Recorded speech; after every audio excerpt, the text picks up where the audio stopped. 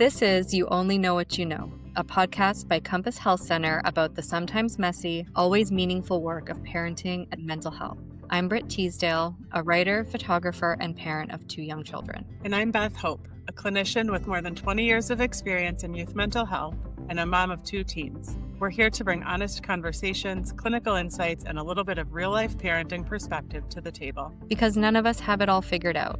We're all just learning as we go, and that's okay. There's a version of parenting that many people believe they're supposed to embody. It's being everything to everyone. An organized calendar, meaningful family time, a career, healthy meals, school emails and events, relationships and finances, all while remaining emotionally available and holding it all together. Our days can feel never-ending. And it's more than the common saying, parenting is waiting for bedtime, but then missing our kids when they're asleep. Today's guest understands how the pressure of modern parenting can affect emotional well-being, relationships, and the ability to feel present in everyday life. As a licensed clinical social worker and family therapist, Heather Katz works closely with families navigating stress, overwhelm, and the invisible mental load that so many parents carry every day. In this episode, we'll talk about what parental burnout can look like, why it can be hard to recognize in ourselves, and how parents can begin moving away from the survival mode towards something more sustainable. Heather, we're so glad you're here. Tell us a little bit about yourself and the work that you do. Well, thank you so much for having me here. My name is Heather Katz, and I am a licensed clinical social worker. And at Compass, I work as a family therapist, primarily in the trauma program, but also in the other over 18 programs. Also, just to add here, in my time at Compass, I've also worked in the child program, adolescent program, and young adult. So I've kind of dipped my toes probably in all of the programs. And then just to share a little bit about myself personally, I do have 2 wonderful kiddos. I have a daughter who's a 5th grader and is in middle school, and then a son who's an 8th grader, also in middle school and about to be a high schooler. Thank you so much for sharing that with us, Heather. It's so nice to finally talk with you a little bit more. I know we've both worked at Compass for a while and we haven't really had a lot of opportunities to connect. So I'm really excited about this. Can we start with just kind of getting to the bottom of what burnout really is? What is burnout? What does it look like? And how do we know if it's just stress? I mean, I shouldn't say just stress, but what's the difference between stress and burnout? Well, so that's a really good question. I think so often we can minimize for ourselves what we're actually experiencing, and we kind of attribute things to too much stress and whatnot. So very specifically, burnout is characterized by emotional exhaustion, physical exhaustion, all caused by stress. So when we think about kind of almost like if you were to think of a spectrum, there's stress, but I would say burnout is beyond that. That's when you really start noticing that you are feeling emotionally and physically taxed. And I think it also has some other effects that you might notice. But beyond that exhaustion, you might notice feeling really frustrated with kind of your roles. You might start feeling almost detached in some ways from your roles. You might find yourself almost craving some distance from that role as a parent or even from your kiddos, having that sense of I can't wait until they go to bed, which I think all parents probably experience. And then again, there's that kind of sense of I'm not feeling fulfilled. Like I'm not feeling fulfilled in the ways that and this is going to be an important word, should be feeling. So there's often that kind of comparison of ourselves to how we think we should be feeling as a parent or how we should be doing as a parent. And I think that for many parents, that causes then other things like shame, guilt. I think it also can be important to notice that sometimes it's also those physical symptoms like more headaches, stomach aches, feeling just so physically tired and achy during the day. So those may be things you notice too. I'm so glad that right from the get-go, you're calling out the should word, because when I think about this topic, that's what comes up for me too. And in trying to differentiate between stress and burnout, because neither of those are actual DSM clinical terms. We talk about treating depression, OCD, anxiety. We don't really talk about treating stress or burnout. It's not a technical diagnosis. And yet there is such a difference. I mean, listen, we all experience stress throughout our lives. Stressful things happen. That's the world. We're almost supposed to, I think, experience stress in different ways. How we respond to that can be healthy or unhealthy. But in my mind, and tell me if I'm wrong, burnout isn't something that we should feel. just in terms of it's this emptiness, it's this numbness. It's not, I'm dealing with so many things, I'm having a hard time handling it. It's, I'm empty, I'm done, I'm not functioning. Does that make sense? Yeah, a definition that I came across that I liked was that it's the absence of resources to cope. So there's an imbalance of stress and resources. So I think, recognizing it as, okay, I am overtaxed. I am not using or having or finding the resources that I need. So yeah, I think you can kind of think of this as almost that alarm bell or red flag, let's say, that I'll sometimes talk about with my clients. It's something to watch for and to notice. And when you're experiencing it, or if you're experiencing it, then to start thinking about, okay, so what are the resources that I'm lacking here? What are the things that maybe I'm, dismissing or I'm not really asking for? I know we'll talk more about that later, but, I think again, it can be that kind of indicator of, okay, I need some help here. Yeah. And do you feel, or do we know, are more parents feeling burnt out now than previous generations of parents? Do we know what that current climate is like right now? When I looked at some of the things online, I saw, estimates around 48%. That was a study, if I'm not mistaken, by the National Institute for Health. There's a number of studies out there. And from what I saw, it's something that's actually been studied since the 80s. This idea of parental burnout, I'm sure a lot of parents might resonate with the COVID pandemic. And I think how that also had a huge impact on parents and our society. I think that there is something that's happening now for the modern parent that is different. Yeah. When we were preparing for this conversation and I was thinking about burnout for myself, or when I've felt really stressed, or when I think I have maybe been burnt out, or in speaking with friends, I really kept thinking back to the pandemic because for myself especially, I can really see a shift in just my ability to, well, I think it also, I became a parent during the pandemic, so it has a lot to do with it. But really, like, feeling like before the pandemic and after the pandemic, and just being able to deal with stress as a parent differently than I was before becoming a parent. But it's interesting to hear that that's kind of a common feeling among lots of parents right now, that things kind of shifted during that time. I think an interesting piece of this, or something that was kind of a helpful reminder for me that others might resonate with, is that the term burnout originally was used more for people in helping professions. It was really something that we used. And sometimes, I mean, how many of us have talked about a burned out teacher or a burned out social worker? I can say that because I am one, or a burned out nurse, right? That we come across. I think we used to use that word for individuals that are in incredibly difficult and taxing and often low resource roles. And so that kind of makes sense when we think about what being a parent is. It's doing a job every day, 24/7, that is physically and emotionally difficult. And depending on your situation, you may not have the resources. It's an important way that we can almost kind of bring in some of that self-compassion to say that, there is something very unique about the job of a parent and very difficult.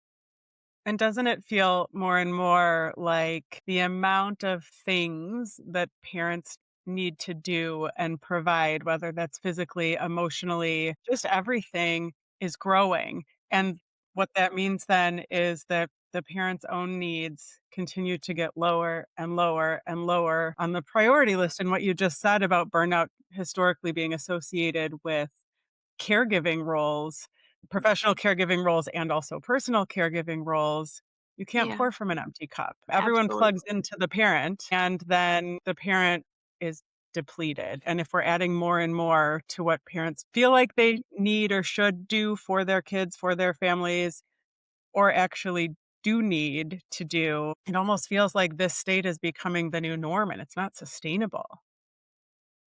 I agree. I think that there are many things that make parenting a child today different and complex. And there are aspects of this conversation where some of this is also about our own entitlements, right? So for me, living where I live, being a white parent in, a certain community that has a lot of incredible resources, there is that degree of entitlement as well, just to acknowledge that what I consider to be kind of the shoulds of what I need to be doing to keep up and, be preparing for my kiddo to go off to college. And that conversation, at least in my neighborhood and in my school community, seems like it's starting sooner and sooner, right?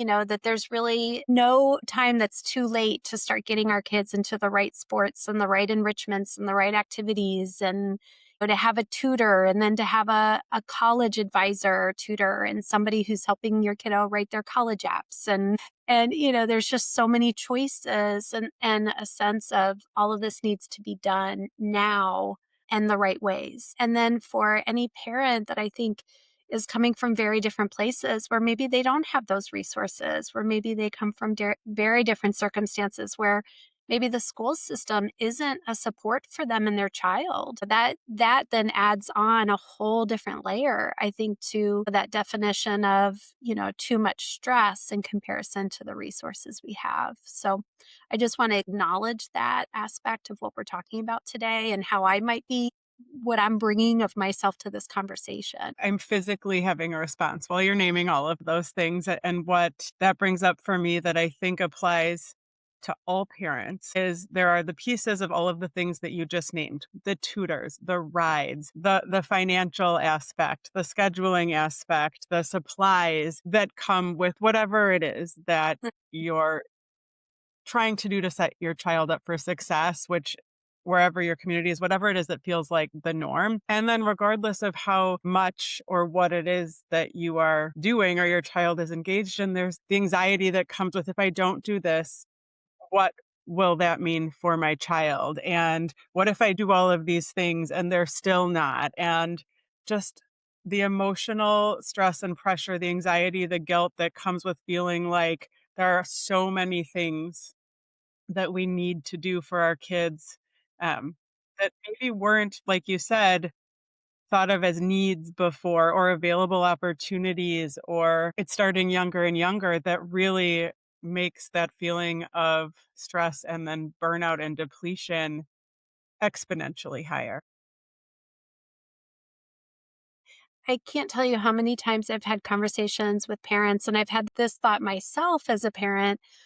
Okay, if I didn't have my kids and all of these activities, let's say, or these enrichments, they would be spending more time on their screens. So it's almost like we're battling you know, the idea of that. And I think there's value to that, but it's something important to notice, right? I know for myself, growing up as as a kiddo, I'm going to age myself here, but growing up in the 80s for the most part, I was outside, or, maybe my parents were battling the fact that I was watching too much TV, which consisted of like 6 channels. And so now as a parent, there's that, struggle of, okay, I know that I'm maybe overcommitting myself and I'm saying yes to too much.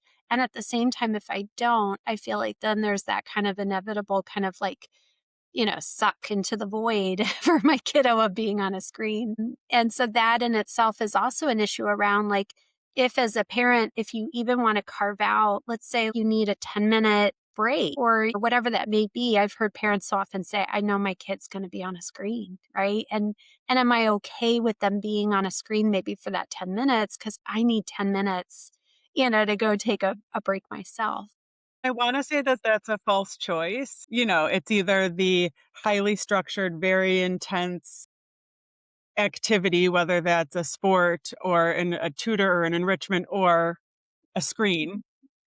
I want to say that that's a false choice, and that it can go back to the good old days where just go outside and you'll see lots of kids biking around or do an art project. But if that seems to be more and more what everyone is doing, then it becomes reality. Yes. Yeah. It sometimes you have to remind yourself as a parent, I can just let my kid be bored. I could also let them be mad at me, right? Like that's gonna happen. And yeah, but I do think that's one of the differences in modern parenthood. And I also think kind of the immediacy of everything nowadays with the technology we have, things are expected to be done or known or found out right away and done right away. And I think that that's speeding up our pace. It's certainly speeding up the pace that our kids have expectations for, right? Depending on your circumstances, if your child needs something and they forgot to tell you until the day before they need it, for many people, there is that expectation that I can go get it or I can order it or whatever it may be. And so, again, I think kids now have almost that kind of quick immediacy, like it's going to happen. So I think all of that just, again, it raises the speed at which we're all moving. It brings to mind, I'm not sure if either of you have seen these, but I'm sure you have online on social media. There's like those memes where it's like being a mom in the 80s or 90s versus being a mom now. And like the mom in the 80s or 90s is just like sitting back, like just hanging out, and their kids are outside. And the modern mom is just like, like freaking out about everything. The TV commercial that was like, "It's 10 o'clock. Do you know where your children are?" And it's like, does anyone now not know where their children are? No, they track them. Yeah, Yeah. yeah. Oh my gosh. Are we, and we, I mean the collective we, parents, are we doing it to ourselves? Are we giving in to this quick moving machine? Should we resist it a little bit more? Is that possible? I don't know. My kids are really young. My eldest is 5. He just started kindergarten, so I'm not really in the full swing of what it's like to have a child with homework and all of that. We've just started all of that. So I feel this from the perspective of the early years of parenting where physically you're needed so much, right? Like that part of it, but so I'm not as familiar with all the pressures of the academics and all of that. So I'm just curious, in your opinion, both of you, Heather and Beth, do you think it's possible for parents to be a little bit more resistant of this cycle, or is it impossible in the world that we live in? I think it can feel impossible. I think it is possible. And I'm quite sure there are people that could be listening to this and thinking, like, okay, I've totally figured out how to opt out of stuff in my life. If that's the case, good for you. I think it's different for everybody. I think for every family, it's different. If your child has special needs, if your child has certain limitations in terms of what they can and can't do, if your child is highly active and kind of always on the go and they do better to be structured and busy, Hmm. if your child actually needs a lot of downtime and really does better to have a quieter, slower pace environment, all of these things are going to be different. And so I think parents do need to be aware of the choices that they're making and be mindful of like the pressures and the shoulds and decide what they can opt out of, what they need to opt out of. I think we as a society and community can be encouraging each other to do that, kind of watching our own judgments even, because I think that can happen. So that's kind of my long answer to your question. Do you have any suggestions? So I think just the way that we're talking about this, and when I've had conversations with friends and colleagues, everyone knows exactly what we're talking about. Everyone who's a parent, burnout is an extreme, like full burnout, right? It's the shutting down, it's the not functioning, it's the total depletion. We don't just go from 0 to 60. It kind of creeps up on us because things get added and things come up and there's multiple people and there's other external factors. So how can we try to intervene or be proactive before we get to a place of burnout? I think what you just said is part of it, knowing each child, who they are, what they need, what their limits are, what their strengths are, and each adult in the family, right? But how can we start to notice that things are starting to feel unmanageable, or I'm starting to not feel like myself before we get to a place of, I can't do this anymore? Yeah. I think, first of all, even that ability to notice where you're at, that ability to kind of check in with yourself and to be able to kind of look at yourself. We say this term of self as observer, like, okay, what is going on with me? What is it that I'm feeling here? What am I noticing? Why am I feeling kind of this degree of exhaustion? Why am I feeling this almost like detachment at times from myself, who I am, not feeling even like that sense of maybe some fulfillment. So I think it's important to be able to take a pause. And so I think that's a first step. I think sometimes it also can be something we do for each other. If you're in a relationship, if you have a partner, if you're co-parenting, I think sometimes there can be that sense of like noticing it for each other or for your loved ones. And then I think, starting to ask some of those questions of what is going on in my situation or my environment that's causing me to go into this burnout experience. What is it that I'm putting on my plate? What's on my plate? What are the things that feel like they're not controllable or where I feel like I don't have power? And then to start figuring out, are there things I can peel back on, or are there things I need help with? And this could be an important pivot point to be talking if you have a therapist, if you have a family therapist, primary doctor, or could be a time to seek out some support and some help for that, to start to maybe pull some of this apart for yourself and figure out like what is it that's going on and what are some things you can do about it. How much of the experience of actually having a baby, so as a mother, or a birthing parent, actually giving birth to a baby, and then all of the hormonal and physiological changes that come after that, how much of that can play into burnout as well? Hormones change so much after having a baby and our bodies, and you can feel really depleted for a long time. How should we be looking at both the emotional and mental health aspect of burnout, but also maybe some of the physical elements that can contribute to it as well? Yeah.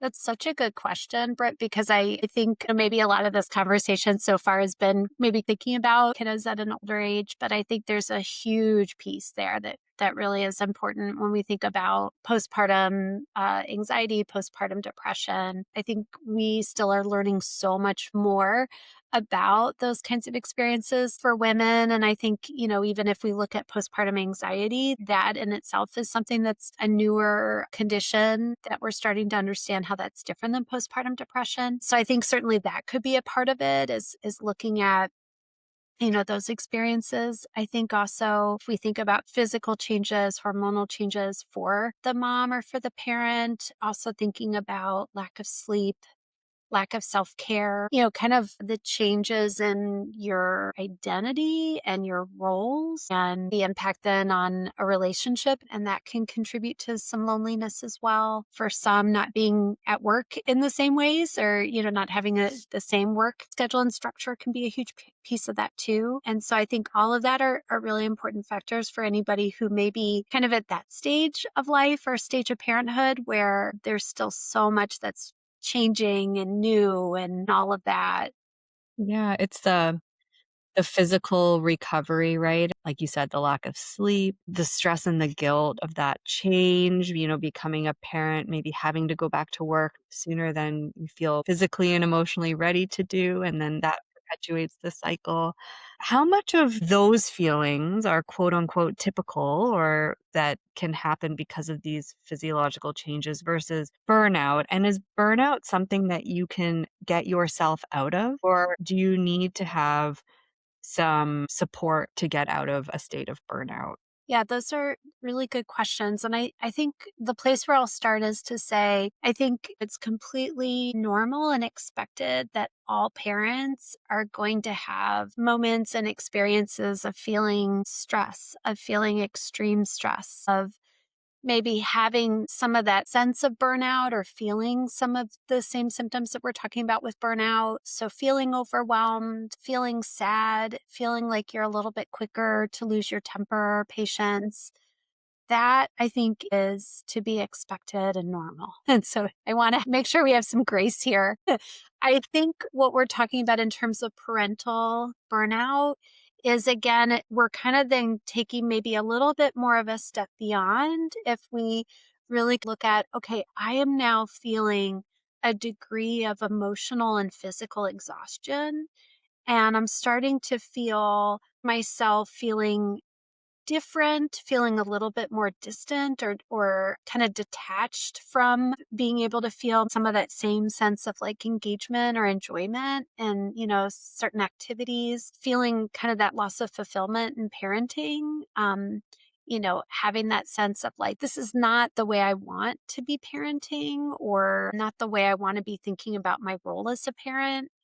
As Beth said, this is not the same as a clinical diagnosis where with something like clinical depression or anxiety, we might say it's a period of 2 weeks and that these 5 symptoms need to be present. But I think just recognizing that this is an experience that is characterized by things that feel more pervasive than that day-to-day stress that I think all parents are going to experience. I read that you could kind of think of it a little bit if you are experiencing burnout, being able to, if you have the resources and the support network to be able to kind of take a step back and pull some of the things in your life that are making you feel overwhelmed or Hmm.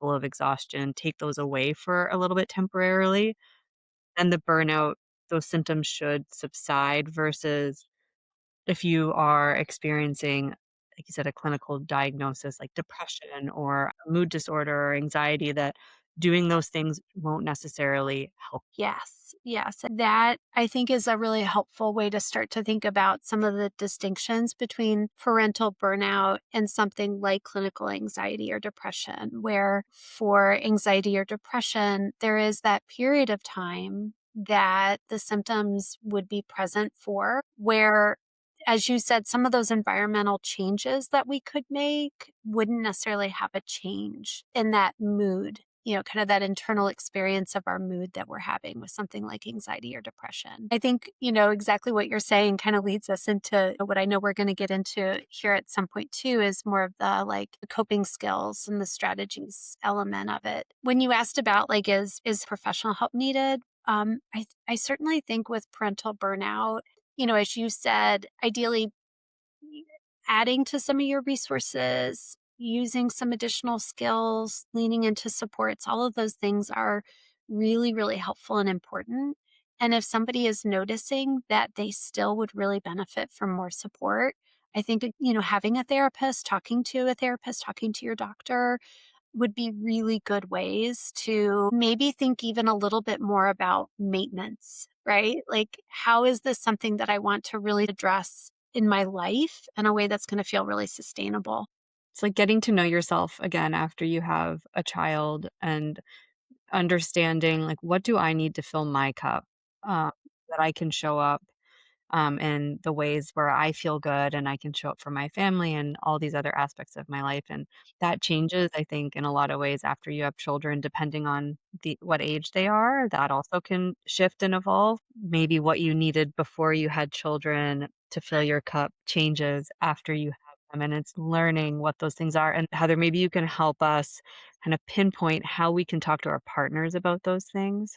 How can we communicate that with our partners and discuss, like, "Hey, I need this now," and it might be different than maybe what you used to need, or but how to have those conversations with, the people you care about and that care about you so that you can help the support you need, like you said, with maintenance in your everyday life. Yeah, some of the ways that it can be really helpful, and I would say even if we're looking at what's effective, right? Because sometimes what feels helpful in the moment is to like lash out and tell your partner that you're, exactly what you think of them, and you feel better, you've unloaded, okay. But if we think about what's effective, one of the things that I think is really important is first of all to come from a place of really focusing on your experience, like your internal experience and your emotions. Of course, this is where and some of the people listening to this might be familiar with these strategies, but this is where we really want to encourage the use of I instead of you, and to really to be able to share like,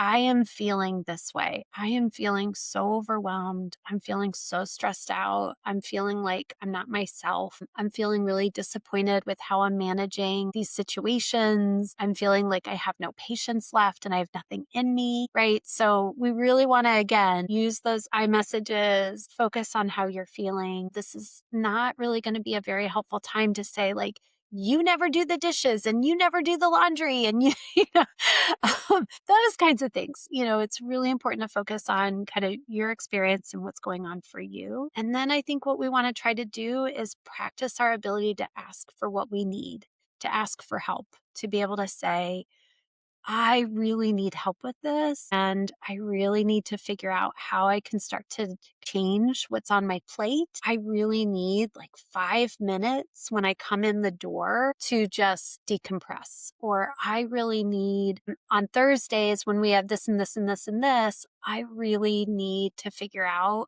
how you and I can better do the plan for activities or whatever it is. So, again, starting with your experience, how you're feeling, and then asking for what you need.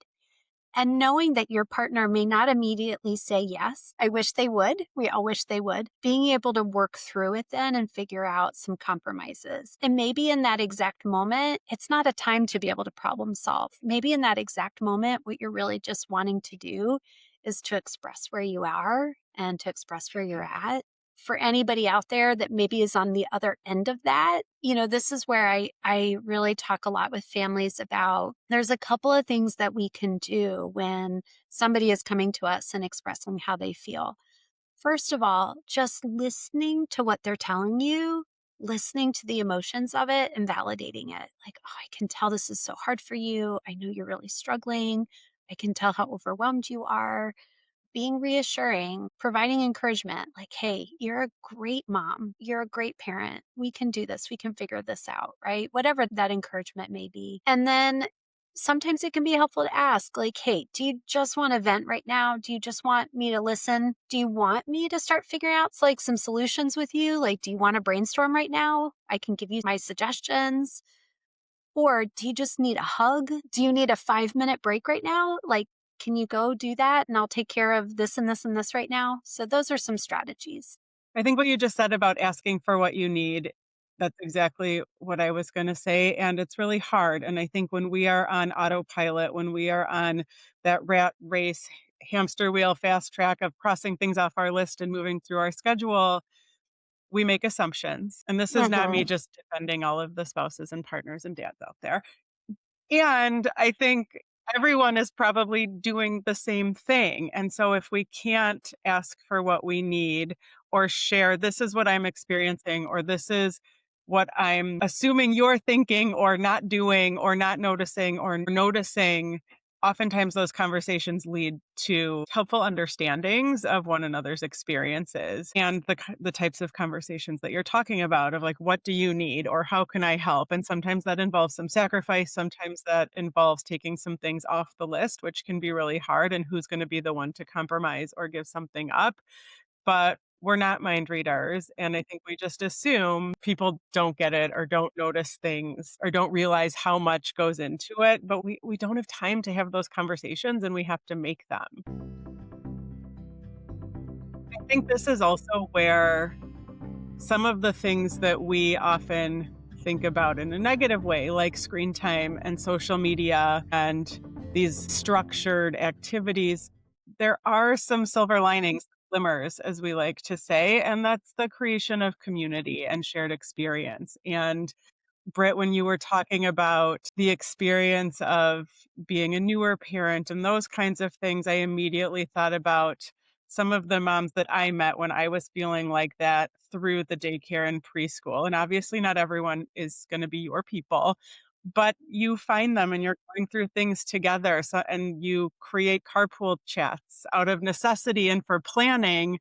But then you also start to have the conversations around how you're feeling or what's going on or how hard this is, or and you can say things like, I am having a really hard week, I'm so sorry I can't pull my weight this week, can someone lean in? And there's always someone. Or you reach out to, sometimes I ask my brother and sister-in-law or my in-laws. We're very lucky that we live near those people, and sometimes they have to say no and sometimes I have to say no. But when people can help, they want to. It doesn't always have to be this 50-50 even divide of each person in the carpool is going to drive the exact amount. When you can start to have these relationships with people and create these communities, people lean in for one another because everyone goes through it at different times. And that can be really helpful. It's also becomes a sounding board for me to be able to say, am I the only one going through this? Or is what I'm experiencing what everyone is? Or is this maybe I need to check myself and see what I need to give up because I've taken on too much, or I'm not feeling like myself and I've lost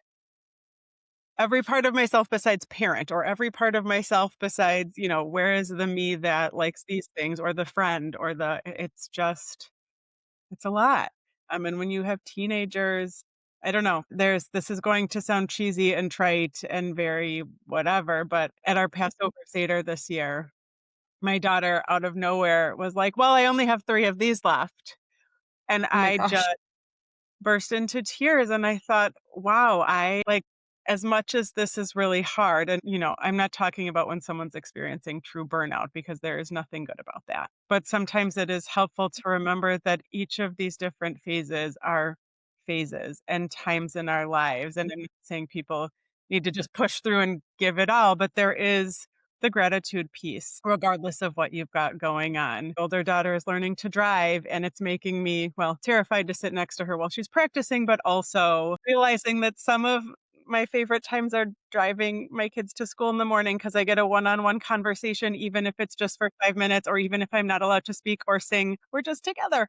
That goes Yeah. by quickly. And again, I don't want to minimize the topic we're actually talking about, because burnout is very real and it's something we need to do something about, but reminding ourselves that this too shall pass, while also building in coping Yeah. strategies and support, can be helpful, I think. I love what you said, Beth, about, like, the 50-50 and, "Hey, maybe I need a little bit more. Can you pull a little bit more this week?" And that reminded me on some of our other episodes, we've already talked about expectations in parenting, and I think that applies to this conversation as well, right? Like, and communication. It's like expectations and communication. How do we become clearer communicators, and also hold realistic expectations for ourselves as parents, for our kids, for our partners, and maybe that doesn't look like 50-50 every week or every day. Maybe it's being able to communicate like, "Hey, I'm working at like a 20% today. Like I need you to fill in the gap." Or, "Hey, I see that you're maybe having a little bit of a hard time today. How I'm going to step up a little bit today so you can pull back." And becoming a clearer communicator maybe can really really help with that in our partnerships, right? And also in our friendships, right? As we go through parenting. And being okay with Chipotle 3 times in a week, if that's what needs to happen for the whole family. Because if I have to plan Yeah. one more dinner, it's not happening. Yeah. Oh my gosh. Oh, if we have a whole episode on planning dinners, I'm done with it.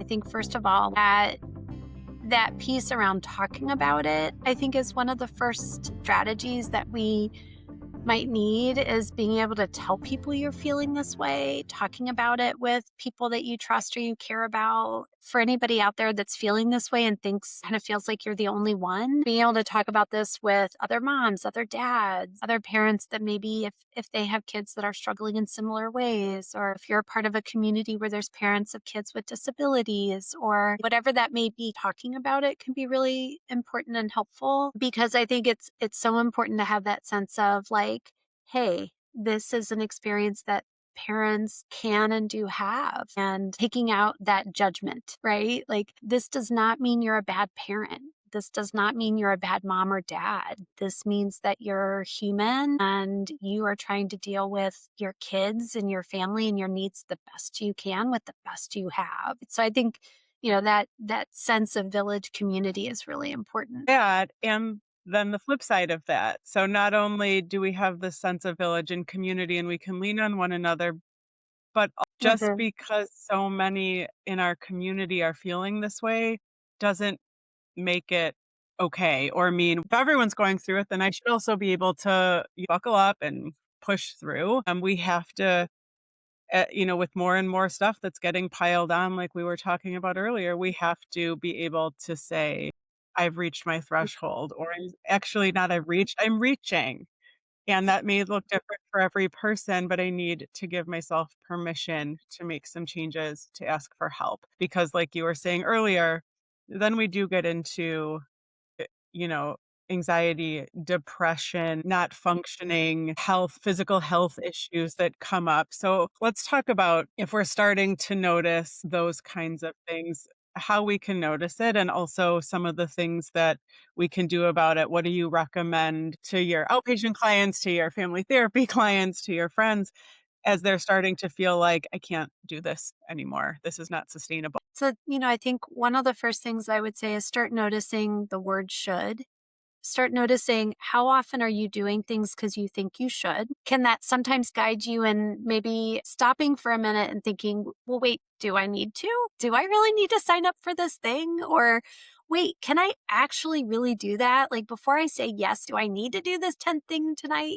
So noticing the power of what's going on in your mind when you're saying should to yourself. And also that should around like, well, as a mom, I should do this, or as a parent, I should feel this way, right? Just if you can notice that and try to eliminate that a bit from your mind. And then starting to reevaluate if you can in the areas of your life that you can, do I need to do these things? Can I start to maybe say no to certain things? Could I ask somebody else to do this? Could somebody else take this task? Could my partner take this chore? Could I just say it's not going to get done? So that reevaluation, I think, and again, I just want to recognize that for some people that may not be possible in all ways, depending on your resources and your child's needs, but reevaluating where you can.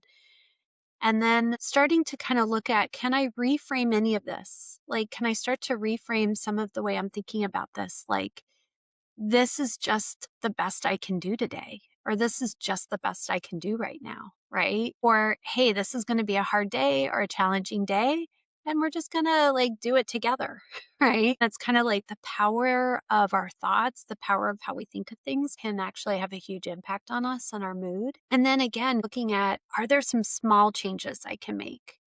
Even if they seem tiny, even if it almost seems impossible, those really small little changes can make a difference. I saw an article that said to take micro breaks. And I like that because so often when I talk to parents, if I say, okay, what are you going to do for yourself today for some self-care? So often they actually laugh at me. And so, and I'm like, no, I really mean it. What are you going to do for self-care? And I think the idea of a micro break is great. It's this idea, if it means 5 minutes longer in the bathroom, take it. If it means that 5 minutes I have between dropping off my child and going home for now what's awaiting me there, I'm going to go allow myself to do this or that. Or if there's a podcast you like, doing that in the car. If you are somebody that might practice some form of mindfulness, or if you're interested in mindfulness, there's some great things out there. There's things you can download on your phone or computer that can do some guided imagery kind of stuff if you like the idea of those things. So again, micro breaks. If that's all you can do, think about little ways in your day you can just kind of, as we've said, like refill your cup. And then related to that is self-care. I can't stress enough how important it is that we do things. We talk at Compass about seeds. So if any parents here at Compass are listening, you know what this is. It's taking care of your sleep, taking care of how you eat, taking care of some sort of movement or exercise if you can, but it could just be movement. D is doctor's orders. So taking your medications as prescribed, talking to your doctor, making sure you're keeping up with your appointments, those kinds of things to really take care of your physical body. And then that next S could be sobriety or goals around substances. I think it's really important for us to notice how, as a parent, could substances be playing a part? How could alcohol or other substance use be, in a way, like my go-to coping method or coping strategy, or it's a part of my social network, I think, or whatever it is? And how is that impacting me? And would it actually help my sleep, help my stress, help so much if I actually were to reevaluate some of that? Or for some, it's that social connection needed. Like, I'm not making time with friends. I'm not connecting with the people that I care about. So really re-engaging in that on a regular basis. Specifically related to our nervous systems, what are some like real skills, real tools? Could you share some breathing exercises or anything that we could use when we are feeling those moments of our nervous system is just like on fire or just feel completely out of whack? We need to take a little micro break for ourselves. What are some skills we can use to calm our nervous system? I'm so glad that you're talking about our nervous system. That's a huge piece here. And just to make a little comment on that, if this is a new idea for anybody listening. So if you think about what parental burnout would look like, your body is in a constant state or at least a steady state of some sort of survival management of the environment, let's say. And so your body would naturally then be in this kind of more hyper aroused state of I got to get it done, right? And the brain activates in certain ways that it's meant to. Our chemical load is going to be altered by that. So it's really important to notice and kind of recognize the impact of this on the body in that way. And some really important strategies, first of all, is to just pay attention to what's going on the inside. A lot of times I'll do kind of a shake of my shoulders and my neck because that's where I hold all my stress. Kind of notice where's the tension in my body? Where am I feeling this? Where do I hold it? Right. And then it can be really helpful to try to stop and take some deep breaths. And it's really important when we do these deep breaths to notice the exhale is actually one of the key elements because we're really trying to help our body breathe in, breathe out. And we can do this in a couple of ways, lots of different ways. You could say to yourself, I'm going to give myself 3 deep breaths or 5 deep breaths. Pick your number, but just counting your breaths can be really important. Or you can breathe in, let's say, and then a breath out and count at the inhale and the exhale. And what you want to look for is the exhale to be twice as long as the inhale. So for some people, they'll say, I'm going to breathe in for 4 and breathe out for 8, or whatever that could be, whatever number. We also teach some strategies here called square breathing, or I like to do triangle breathing. And that's where you actually imagine like the shape of a square or the shape of a triangle. And you breathe in for one side, you hold it along the top of the square, you exhale when you're going down that other side of the square, and then you hold again for the bottom line. Or you can translate that to a triangle. Breathe in, breathe out, pause. This can be something you do even with your kids. Like you can say, okay, we're going to take some deep breaths. Let's do a triangle breath, and those kinds of things. So that can be a helpful reset for everybody. It can be important to do that when you're also in the middle of running from here to there and dinner's on the stove and the dog's barking and the kids are, okay, gotta just take a deep breath. And things like moving our body in a way that's kind of relieving some of that tension in your muscles can be really important. So if you're somebody that does hold a lot of stress and tension, doing some really slow stretches, just kind of moving your arms and your legs, maybe moving your head in a circle, any of those movements can be really helpful and important to do. And then lastly, there's some things that we can do that are a little bit more of the mindfulness kind of stuff. An example of that is the 5 senses. So noticing what are 5 things that I see? What are 4 things that I can hear? What are 3 things I can touch? What are 2 things I can smell? What's 1 thing I can taste? And you can vary that around. Or I'll just tell people, hey, when you're in the middle of a crazy day, right? And you finally get to your kid's soccer game, just notice for a minute. Just if you can, take a pause. Notice the sky, notice the clouds, notice the breeze. Hopefully it's not frigid in Chicago. Notice the sound of the kids. There are ways we can take those little, almost like a mini break in those moments. And again, the idea is that hopefully those little things can add up and it's refilling your cup a little bit.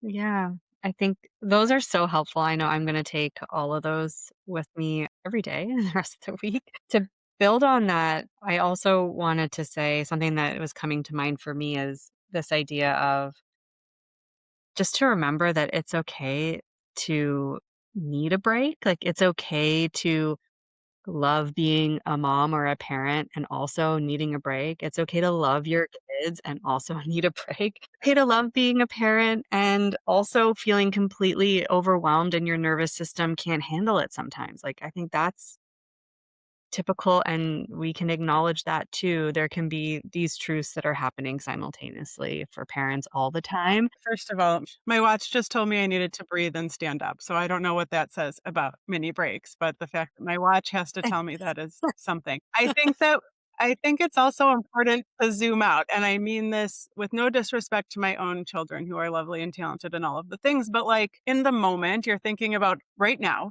and also the next thing. And we lose perspective. I'm sorry, but like my kids are not going to be professional athletes. And most of our kids are not going to Harvard or going to be in the Joffrey Ballet, and yet we take all of these things so seriously. And they're not important, and they build character and community, and there's so many benefits, but sometimes we need to just step back and think about however many years from now, what are the things that are going to be most important? And, knowing that anything can happen at any time, like sometimes we really just have to have some perspective. And it's not about the outcome of a game or missing one practice or, you know what, I'm not taking you where you want to go today because I just need to have a day to myself. Like sometimes it's just not that serious, and yet it feels so serious.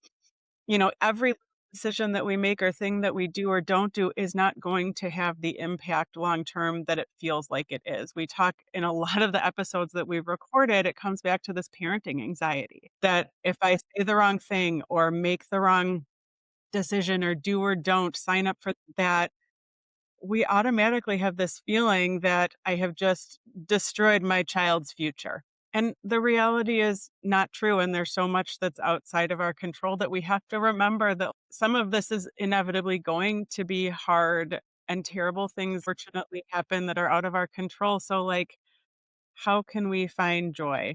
How can we make meaning and also take all of this a lot less seriously, at least for the things that truly don't have to matter. And sometimes that's a choice. It's hard to remember that in the moment. And when we're a part of these communities and cultures where everything is competitive and like hyper speed, but like sometimes it's really just like, come on, it doesn't have to be. And there are things that are really that important. We teach kids in our groups to right size the problem, right? And you're so upset about this. And I'm not minimizing your feelings, but like sometimes it's hard in the moment to right size the problem. Is this as big of a deal? Let's compare this to something on this side of the spectrum of seriousness and this side. And where would you really put this? And sometimes I feel like we as adults need to have those conversations with ourselves in the grand scheme of something small and something truly life altering or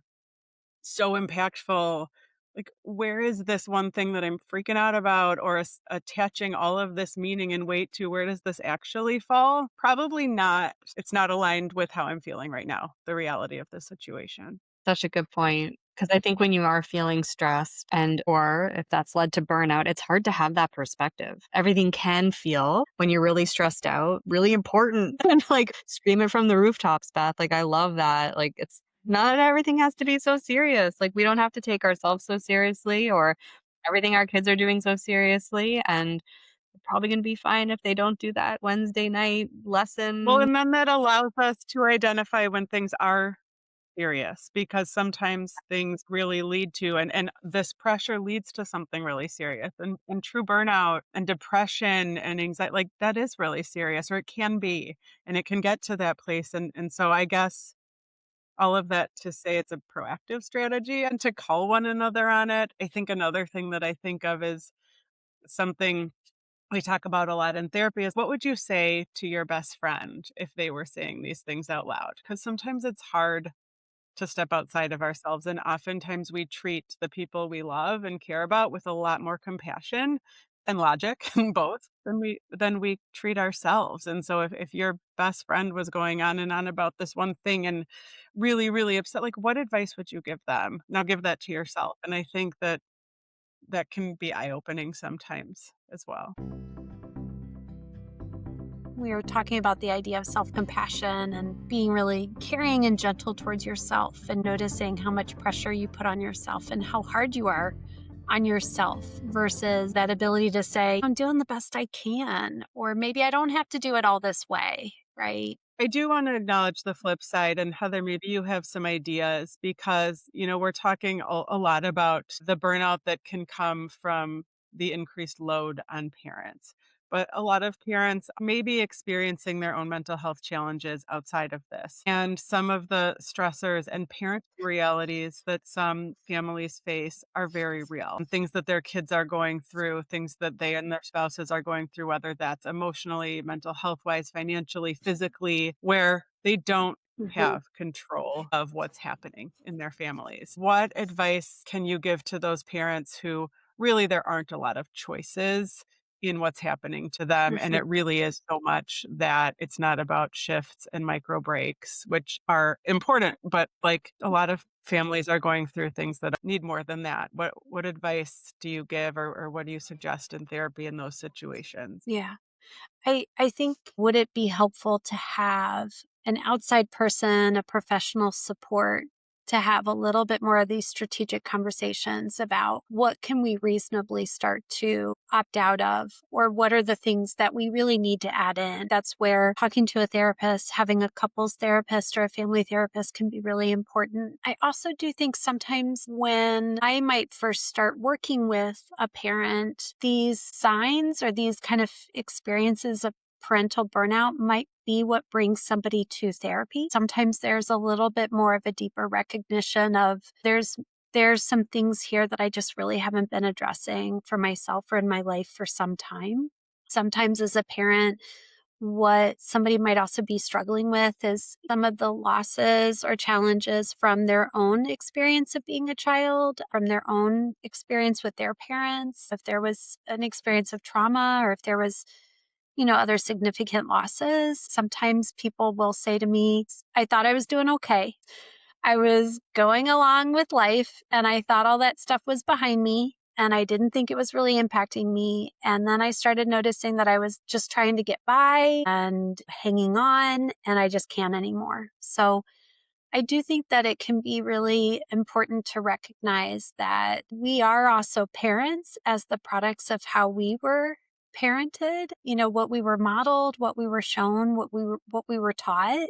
And there's both wonderful things about that, but there can also be some challenges and losses about that. And that's where I think, for some people, it could be really important to think about, are there things that for me I'm really still trying to work through, and watching my kids go through these challenges or trying to feel like I'm keeping up and I'm doing my best. Like I don't feel like I have it in me anymore to keep pushing things down and pushing things aside and getting by anymore. How can we shift our perspective as parents from, I just need to push through this, I just need to the other side of it, and then I'll feel okay, to a more sustainable way of showing up for ourselves and our families? I know that, often as a therapist, I'll say to somebody, you don't have to. Mm, You just don't have to. You don't have to do this alone. You don't have to just get by. mhm. Let's start to talk about what could be different, right? Like what feels like it's missing for you. No, and just really again, like focusing on that self-compassion. I think you're doing the best you can. Let's talk about what could make it better and what's going to give you more resources. Really just starting from that place of you're of course struggling with all this. It makes so much sense you'd be struggling with this, right? This does not mean that you're a bad parent or you're a bad mom or dad. We've covered a lot today, a lot of different topics, and thank you so much for all of your expertise and insight on this. Is there anything else that you would like to say to parents who are struggling with what they think is burnout or is burnout? Is there anything you would like to say to them? I feel like I've probably said it so much already, but I think that idea of self compassion again, really giving yourself some grace and that ability to say, okay, let me stop here for a second. What am I feeling? What do I need? What can I do? Kind of giving yourself that ability to have some of that self as observer, as I mentioned this before. But truly just that place of self-compassion. So I hope that message, is coming through in this. I hope that this conversation just helped other people to recognize maybe some of the ways that they're not alone in it and how other parents are struggling with it and how therapists who are parents also struggle with this, Yeah. right? I think all of us are kind of trying to navigate the incredible complexity of being a parent, doing the best we can. Experiencing burnout doesn't mean you're failing as a parent. It means you've been carrying a lot for a long time. And so many parents are carrying more than people can see from the outside. Modern parenting can feel relentless. The schedules, the pressures, the comparisons, the feelings that every decision matters so much. But you don't have to do everything perfectly to be a great parent. Sometimes the healthiest thing you can do is pause, ask for help, or let something go. We also loved the reminder that small things count. A 5-minute break, a deep breath before reacting, and reaching out to someone you trust saying, "Hey, I need help." And maybe most importantly, try to give yourself the same compassion you would give someone you love. Parenting is hard, and we were never meant to do all of it alone. If today's conversation resonated with you, share it with someone who might need to hear it, and subscribe to You Only Know What You Know wherever you listen to your podcasts. It helps more parents and caregivers find us. You can also follow us at Compass Health Center on social. We would love to hear from you. Send us a message or drop a comment and let us know what topics you're interested in. You're not alone in this. Thank you for being here, and we'll see you next time.